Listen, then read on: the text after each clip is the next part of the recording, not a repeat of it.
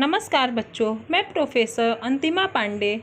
आज हम कक्षा 9वीं की दूसरी पाठ बिल्ली का बिलंगुड़ा ये कहानी पढ़ेंगे। बिल्ली का बिलंगुड़ा।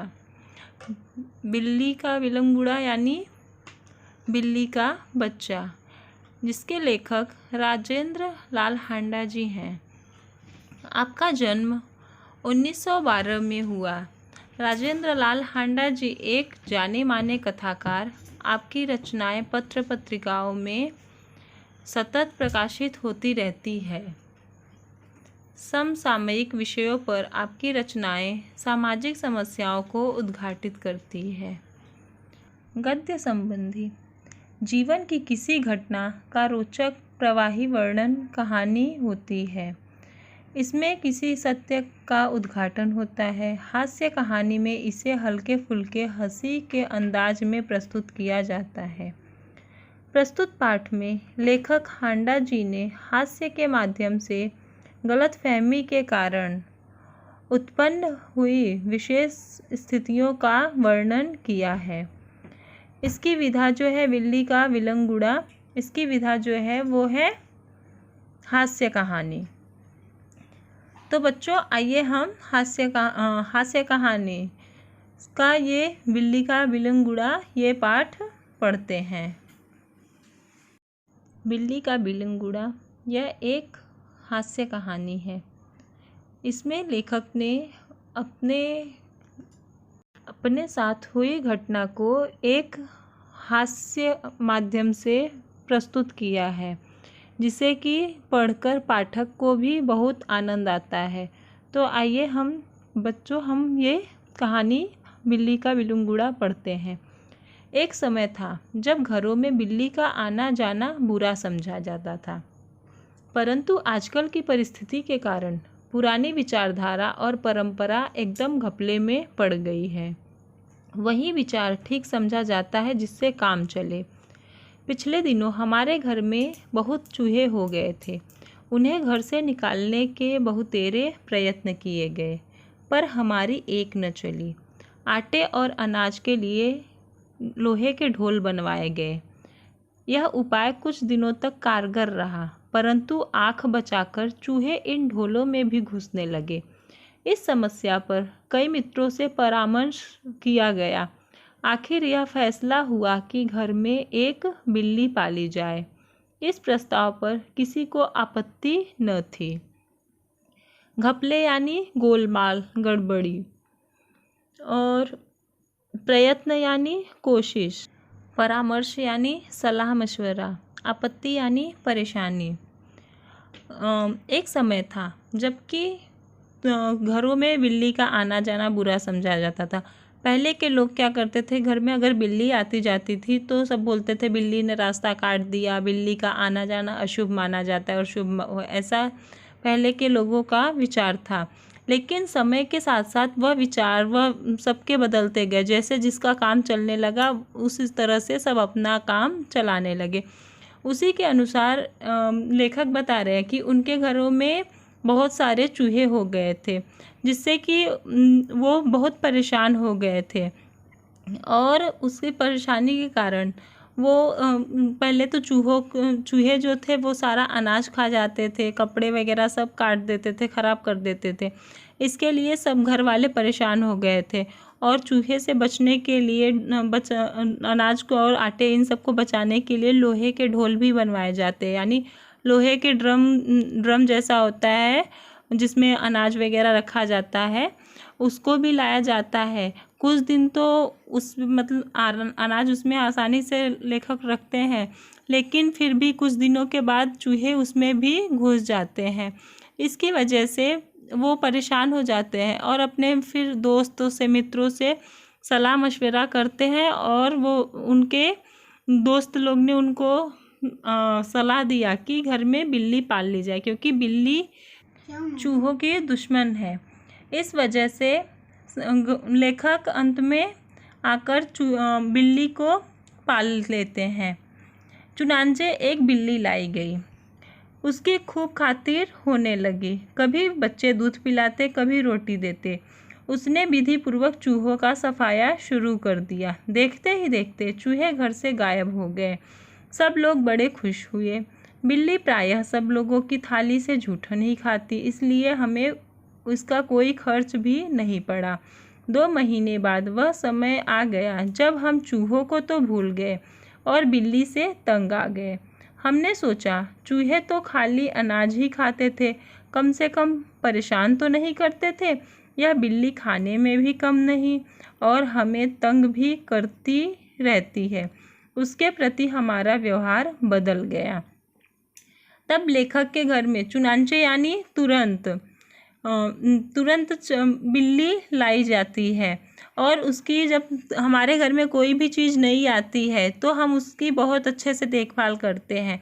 उसी तरह बिल्ली जब आई तब सब उनने उसकी अच्छे से खातिरदारी करी। जो बच्चे लोग थे उसे दूध पिलाने लगते हैं, कोई रोटी खिलाता और फिर इस तरह से सब बहुत खुश थे। और धीरे धीरे बिल्ली ने चूहों का सफाया करना शुरू कर दिया और देखते ही देखते कुछ दिनों में ही सारे चूहे गायब हो जाते हैं, यानी बिल्ली ने सभी चूहों को खा लिया। और घर के लोगों को बहुत खुश होते हैं कि चलो चूहे से तो जान बच गई। लेकिन कुछ दिनों के बाद वो फिर चूहों को तो भूल जाते हैं, लेकिन बिल्ली से परेशान हो जाते हैं, क्योंकि बिल्ली फिर अपना रंग रूप उन्हें दिखाने लगती है। वो दूसरों को परेशान करने लगती है और यहाँ से वहाँ जो भी होता है सामान वगैरह नुकसान करने लगती है। इसके लिए सब बिल्ली से परेशान होने लगते हैं। बिल्ली भी कम समझदार जानवर नहीं। जो शेर के काबू में नहीं आई, वह हमसे मात कैसे खाती।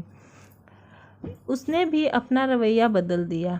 हमारे आगे पीछे फिरने की बजाय वह रसोई के आसपास कोने में दुबक कर बैठ जाती। जब मौका लगता मज़े से जो जी में आता खाती। इस तरह चोरी करते बिल्ली कई बार पकड़ी गई। एक दिन सुबह उठते ही मैं रसोई में कुछ लेने गया। देखता हूँ कि कढ़े हुए दूध का दही जो रात को बड़े चाव से जमाया गया था, बिल्ली खूब मज़े से खा रही है। लेखक बता रहे हैं कि जब बिल्ली सबको परेशान करने लगती है तो घर वालों का और लेखक का भी रवैया यानी व्यवहार जो है वो बिल्ली के प्रति चेंज हो जाता है।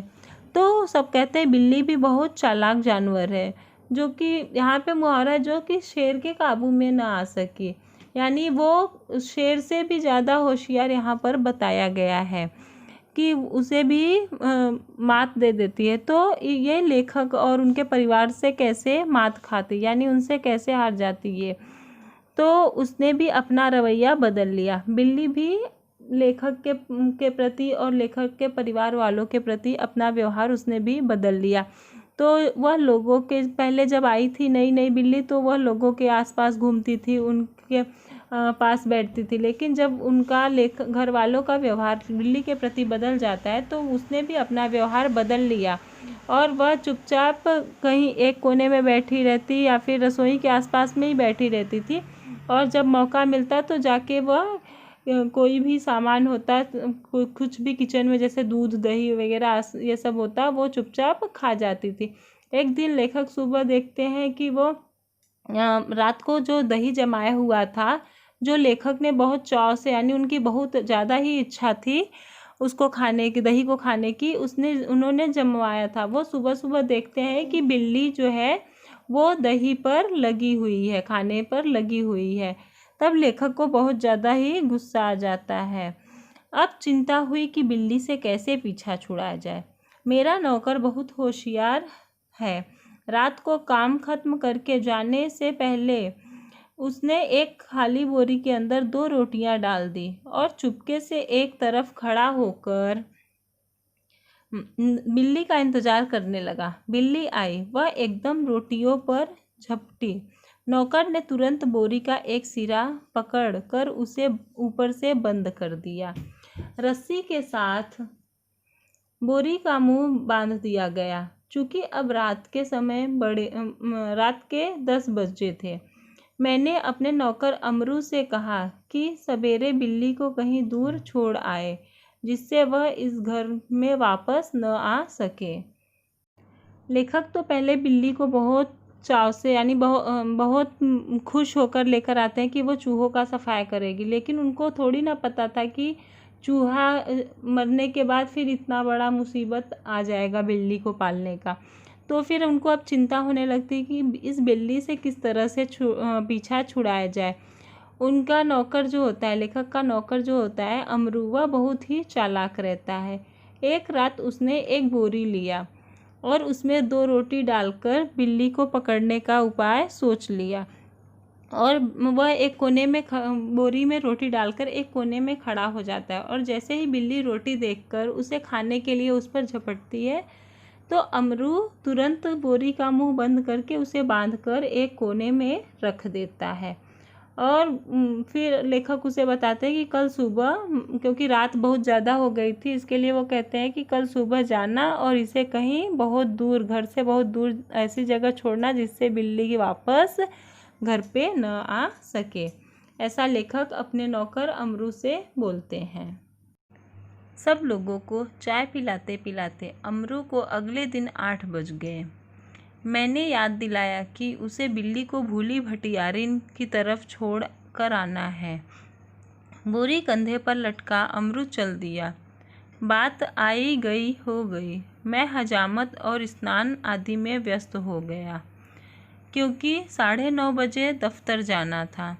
गुसल खाने में मुझे जोर का शोर सुनाई दिया। मैं नहाने में व्यस्त था और कुछ गुनगुना रहा था, इसलिए मेरा ध्यान उधर नहीं गया। 2 मिनट के बाद फिर शोर हुआ। इस बार मैंने सुना कि मेरे घर के सामने कोई आवाज़ लगा रहा है। आपका नौकर पकड़ लिया गया है। अगर आप उसे छुड़ाना चाहते हैं तो छप्पर वाले कुएं पर पहुंचिए। भूली भटियारिन यानी जो ऐसा भूल भुलैया वाला रास्ता जहाँ से बहुत सारे रास्ते गए होते हैं। हजामत यानी शेविंग वगैरह कराना जो है, और स्नान यानी नहाना, दफ्तर यानी ऑफिस कार्यालय, गुसल खाने यानी बाथरूम स्नान घर। लेखक बता रहे हैं कि सुबह अगले दिन जो होता है, सुबह अमरू को घर में चाय नाश्ता वगैरह ये सब देते देते 8 बज जाते हैं। तब फिर लेखक उसे याद दिलाते हैं अमरू को कि बिल्ली को भूली भटियारिन यानी भूल भुलैया वाले रास्ते पर छोड़कर आना है। और वह अमरू जो है वो बिल्ली को लेकर चला जाता है और लेकर जाता है उसे, लेकिन और फिर लेखक यहाँ पे अपना स्नान वगैरह करने में व्यस्त हो जाते हैं। तभी अचानक से लेखक को अपने घर के सामने शोर सुनाई देता है। कोई मतलब चिल्लाता है, कोई व्यक्ति आकर कि आपका नौकर पकड़ लिया गया है। अगर आप उसे छुड़ाना चाहते हैं तो छप्पर वाले कुएं पर पहुंचिए। छप्पर वाले कुआं यानी कुआं होता है जो छाया हुआ रहता है, उसे छप्पर वाला कुआं बोलते हैं। मैं हैरान हुआ कि क्या बात है। समझा शायद अमरू किसी की साइकिल से टकरा गया होगा। शायद साइकिल वाले का कुछ नुकसान हो गया हो और उसने अमरू को धर पकड़ा हो। रही आदमी इकट्ठे होने की बात, यह काम दिल्ली में मुश्किल नहीं, और फिर करोल बाग में तो बहुत आसान है, जहाँ सैकड़ों आदमियों को पता ही नहीं कि वे किधर जाएं और क्या करें। खैर, उधर जा ही रहा था कि रास्ते में खाली बोरी लटकाए अमरू आता हुआ दिखाई दिया। वह खूब खिलखिलाकर हंस रहा था। उसे डांटते हुए मैंने पूछा, अरे क्या बात हुई? तूने आज सुबह क्या गड़बड़ की जो इतना शोर मचा और मोहल्ले के लोग तुझे मारने को दौड़े?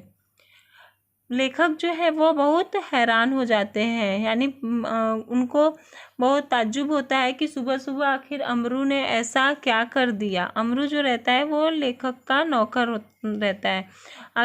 फिर लेखक को लगता है शायद से अमरू किसी साइकिल वाले से टकरा गया हो, उसका या फिर जिसकी वजह से साइकिल वाले का कुछ नुकसान हुआ होगा, इसके लिए अमरू को वो साइकिल वाले ने पकड़ लिया होगा इसकी वजह से। और फिर वो कहते हैं कि और बाकी शोर शराबा जो दिल्ली में करोल बाग में वो रहते हैं लेखक, तो बोल रहे हैं कि वहाँ पर तो छोटी छोटी बात के लिए भी बहुत सारे लोग इकट्ठे हो जाते हैं, और इकट्ठा होने पे भी लोगों को ये नहीं पता होता है कि आखिर हम बात किस बात पर चर्चा कर रहे हैं, या फिर हमें जाना कहाँ है, हम क्या कर रहे हैं। यानी वहाँ पर लोग इतने फ्री हैं, यानी उनको कुछ काम नहीं है, जो कि छोटी छोटी बात पर भी वहाँ पे लोग इकट्ठा हो जाते हैं। फिर लेखक सोचते हैं कि ठीक है, जब उस तरफ जा ही रहा हूँ तो मैं देख लेता हूँ। तभी लेखक जाने के लिए उधर तैयार होते हैं कि तभी देखते हैं लेखक कि अमरू उस तरफ से हंसता हुआ बोरी लटकाए आ रहा है। तब लेखक अमरू से पूछते हैं कि आखिर सुबह सुबह तुमने ऐसा क्या कर दिया जो कि तुम्हें सब मारने के लिए दौड़े। मोहल्ले के लोग इतना शोर मचा रहे थे, ऐसी कौन सी गड़बड़ तुमने कर दी।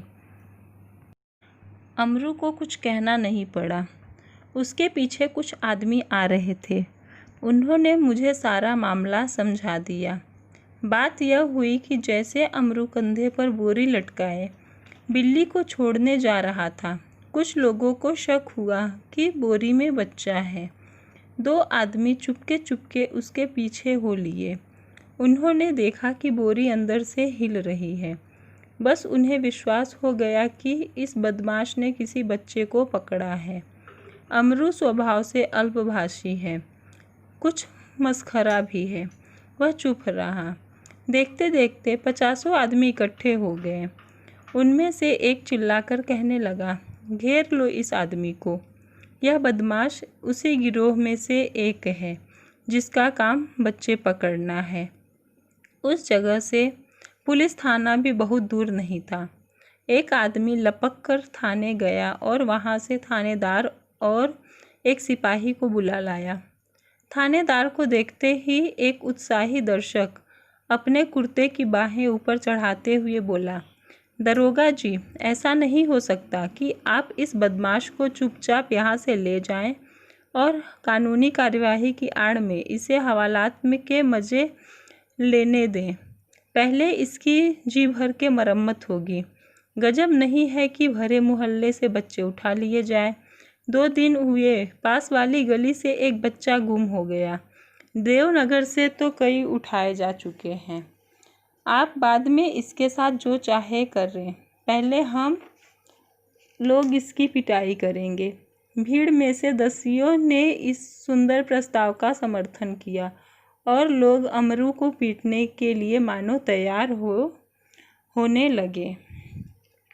अमरू कुछ बोलता इससे पहले ही बहुत सारे कुछ लोग उसके पीछे आते हुए दिखाई दिए और उन्होंने ही सारा मामला, यानी जो क्या बात हुई थी, वह लेखक को बताने लगते हैं। क्योंकि अमरू जो था वो बिल्ली को छोड़ने के लिए जा रहा था और उसके कंधे पर बोरी थी। उस बोरी को हिलते डुलते देखकर कुछ लोगों को लगता है शायद से इसने इस बोरी में बच्चे को पकड़ा है, और वह बहुत सारे लोग आपस में ही बात करने लगते हैं और उन सब की बातें सुनकर बहुत सारे लोग उसके पीछे इकट्ठा हो जाते हैं। और अमरू का क्या स्वभाव था, वो अल्पभाषी था। अल्पभाषी यानी कम बोलने वाला, और मस्खरा भी था, यानी वो मस्तीखोर भी था थोड़ा बहुत। वो मज़ा लेने के लिए कि हाँ लोग मेरे बारे में क्या सोच रहे हैं, क्या कह रहे हैं, इसके लिए वह शांत होकर चुपचाप चलता रहता है। जब लोगों को लगता है कि हाँ इसने बच्चा चुराया है, तो वो सब लोग उसको चारों तरफ से घेर लेते हैं और कोई आदमी जाता है और पुलिस को भी बता देता है कि हाँ एक आदमी पकड़ा गया है जो कि ये बच्चा पकड़ने वाले गिरोह में से एक है। तो वहाँ पर पुलिस भी आ जाती है और पुलिस आकर कुछ बोले इसके पहले ही वहाँ के जो भी लोग इकट्ठे हुए रहते हैं वो कहते हैं कि आप इसको लेकर जाना और हवालात में बंद करना, लेकिन उससे पहले हम इससे अपना जो है हिसाब लेंगे, क्योंकि वहाँ पर इसके पहले भी उनके एरिया से, उनके मोहल्ले से 1-2 बच्चे गायब हो चुके थे। इसकी वजह से उन सब आदमियों को लगता है कि शायद से यह बच्चा पकड़ने वाला आदमी है। इसके लिए वो सब अमरू को बच्चा पकड़ने वाला व्यक्ति सोचकर उसको मारने के लिए तैयार हो जाते हैं। उन दिनों दिल्ली में बड़ी सनसनी फैली हुई थी। नगर के सभी भागों से बच्चों के उठाए जाने की खबरें आ रही थी। एक दो बार पत्रों में यह छपा कि जमुना के पुल पर कुछ आदमी पकड़े गए, जिन्होंने बोरियों में बच्चे बंद किए हुए थे। स्कूलों से बच्चे बहुत सावधानी से लाए जाते थे। पार्कों में और बाहर गलियों में बच्चों का खेलना कूदना बंद हो चुका था।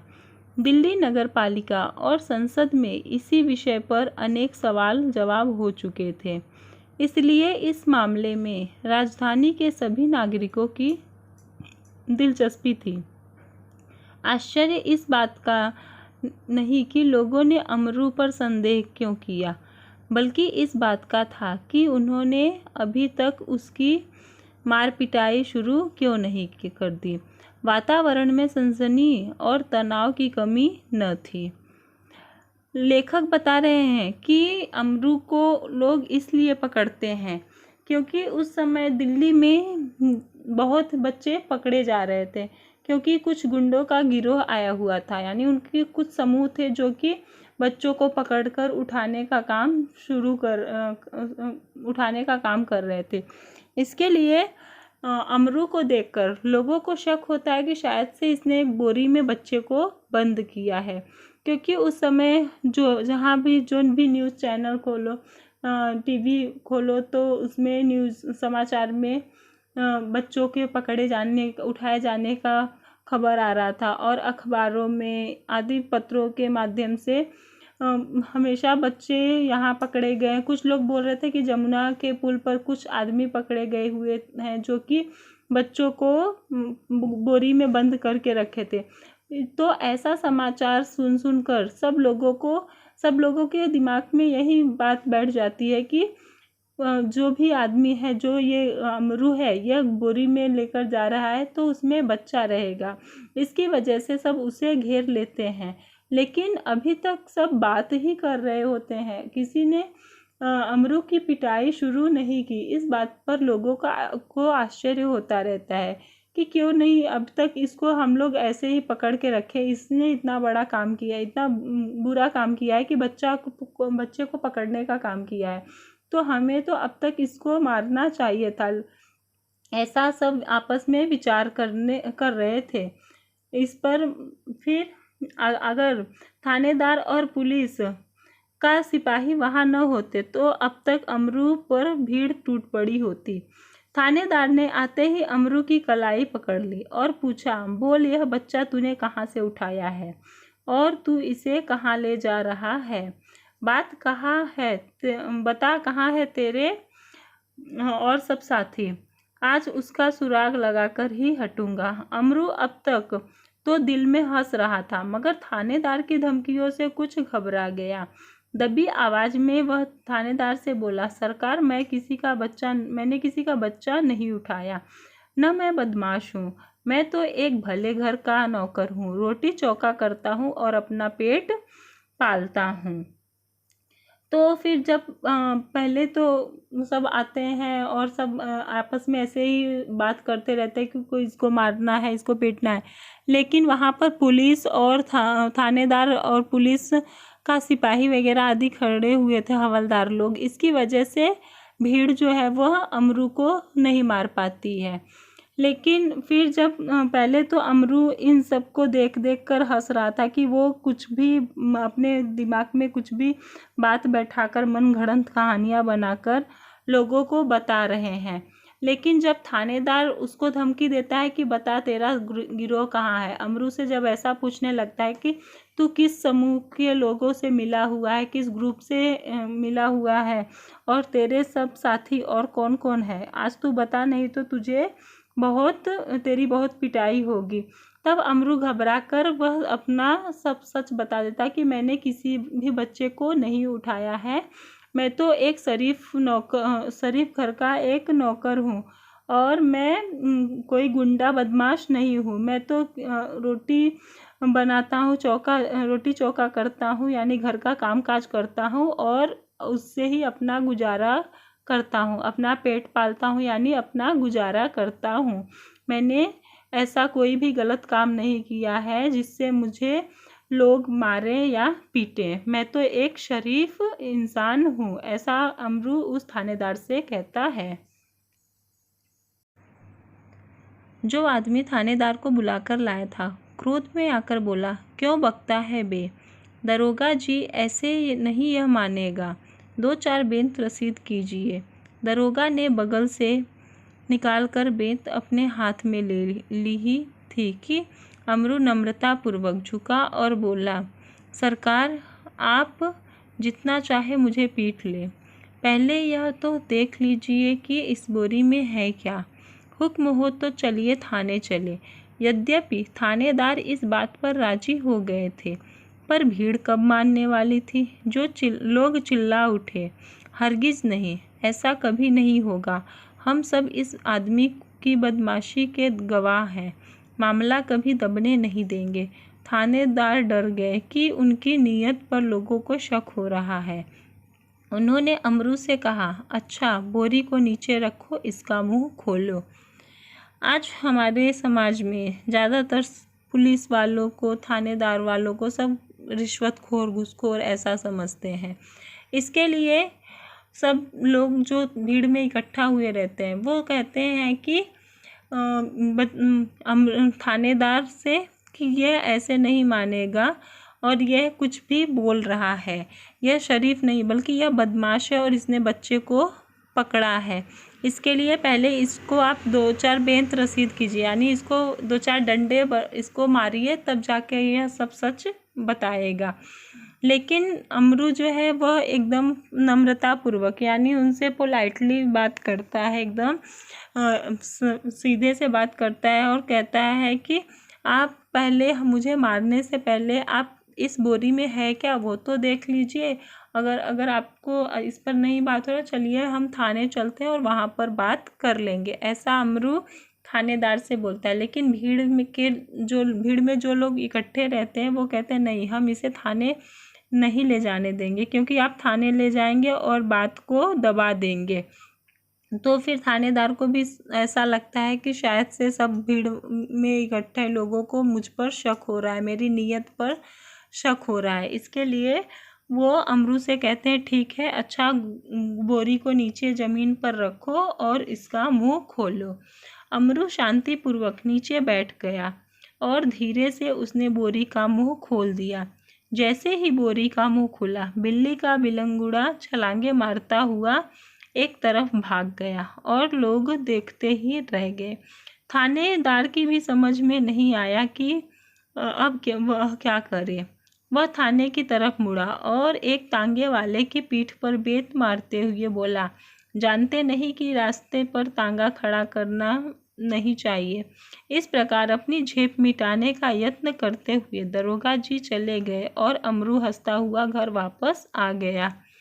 और जैसे ही थानेदार अमरू से बोरी खोलने के लिए कहते हैं तो वह नीचे बैठता है और शांतिपूर्वक उस बोरी का मुंह खोल देता है। और जैसे ही मुंह खोलता है वैसे ही क्या होता है, बिल्ली का जो बच्चा रहता है उस बोरी में बंद रहता है, वह छलांग लगाकर बाहर निकलता है और वहाँ से भाग जाता है।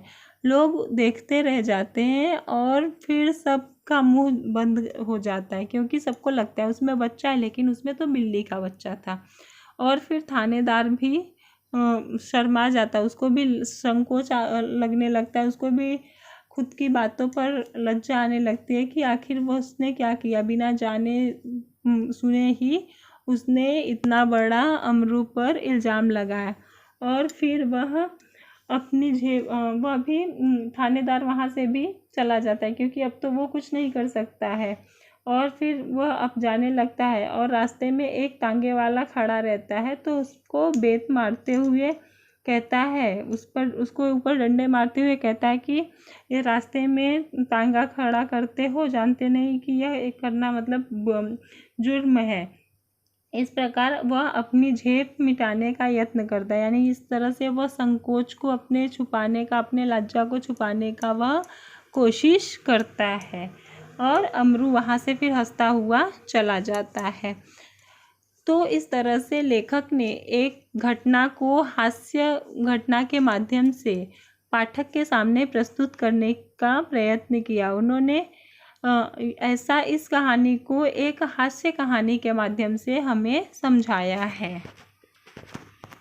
इस कहानी से हमें यह पता चलता है हमें किसी भी बात को कुछ बोलने से पहले उस पर सोचना समझना चाहिए, क्योंकि इसमें एक बिल्ली का बच्चे को अमरू पकड़कर, जो नौकर रहता है वो पकड़ कर ले जाता है, लेकिन लोग उसका राई का पहाड़ बना देते हैं। यानी बिना सोचे समझे ही जो मन में आता है वो बोलते चले जाते हैं, लेकिन जब सच सामने आता है तो सबका मुंह बंद हो जाता है। इसके लिए हमें कभी भी कुछ भी बोलने से पहले सोच समझकर बोलना चाहिए। यह बिल्ली का बिलुंगुड़ा, यह पाठ समाप्त हुआ। अब हम अगले पाठ में मिलेंगे। धन्यवाद बच्चों।